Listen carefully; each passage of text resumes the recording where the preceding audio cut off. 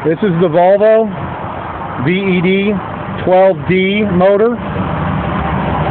Great light motor. It's about 460 pounds lighter than the Cummins and about 160 pounds less than a Detroit 12.7 liter. It is 465 horsepower with 1,650 feet-pounds of torque. Some added features is you have low height here, and the reason is there's no addition of an extra engine brake on the top. Volvo uses an exhaust brake, which we'll show you on the other side. So it saves you out with the height of the motor, which is nice because it's easier to work on. You don't have to pull the doghouse to work on the motor. As well, Volvo Power puts both the alternator and the AC compressor on the cold side of the motor, which helps them out with longevity because it's away from that EGR and exhaust heat. Also, all your fill points are here, and check points for fluids are on the ground level. Right here you have the oil fill and the dipstick to check the oil. The electronic plugs for the ECM are right here, easy to get to. As you go around here, you can also say easy access to, for example, the windshield wiper motor and plug to check it if there's ever a problem. You have a nice cluster of air lines here. Each one is color-coded and stamped at both ends, so they're easy to track.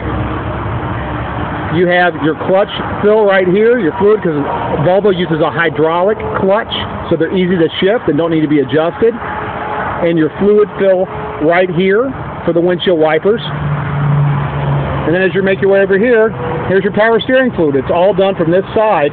Very easy to get to. And again, if any of these places are low, any of these fluids are low, including the windshield wiper fluid, Volvo computer will tell you to fill it back up.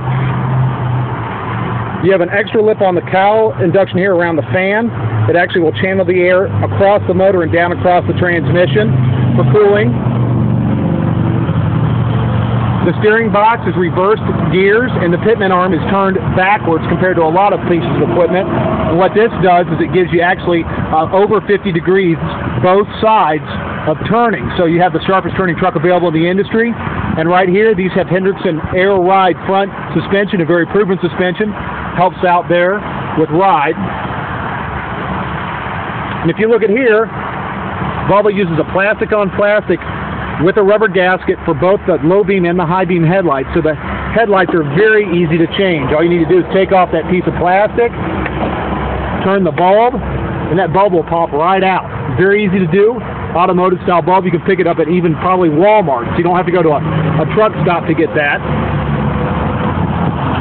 And as we make our way around to this side,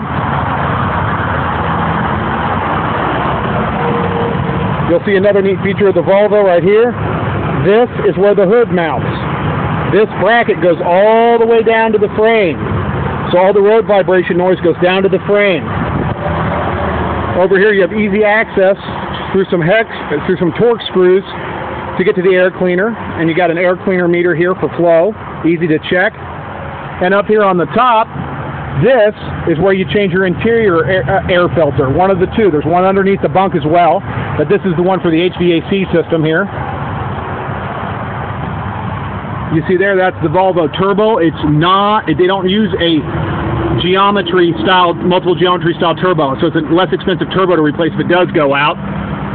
Here are both your EGR valves. And as you work your way down to the back here, I don't know if you can see where I'm pointing towards the back, but that, back in there, that's a Volvo exhaust brake, which actually functions, gives more stopping power than a standard overhead engine brake without the overhead wear.